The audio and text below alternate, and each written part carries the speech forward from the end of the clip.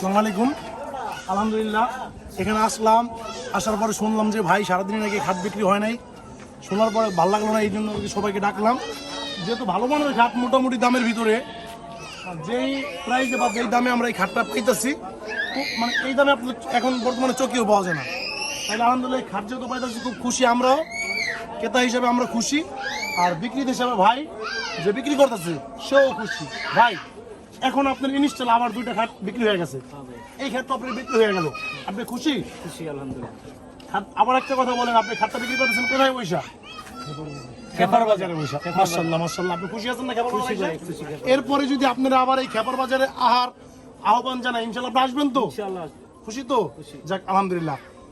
যে খাটটা যে কেনছে তার সাথে একটু কথা বলি। ভাই আসসালামু আলাইকুম। ভালো আছেন না?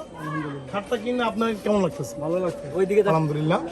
আপনি এখন যে খাটটা কিনলেন সেটা কোন থেকে কিনলেন, কোন হাট? খাবার বাজার থেকে। খেপার বাজার থেকে খাটটা কিনছেন। খেপার হাট এটাকে বলে এখন, খেপার বাজার। তো খেপার বাজার যে খাট বিক্রি হচ্ছে, এখানে যে খাট আছে এটা আমরা সবাই, এলাকার জনগণ সবাই খুশি আছি ইনশাল্লাহ।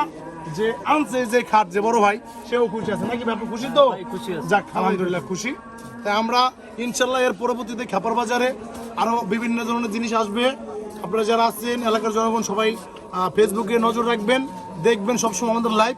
ইনশাল্লাহ আপনাদের পাশে সবসময় থাকবো। খেপার বাজারে ভালো ভালো জিনিস, খুব আকর্ষণীয় জিনিস আমরা আপনাদের ইনশাল্লাহ উপহার দিব।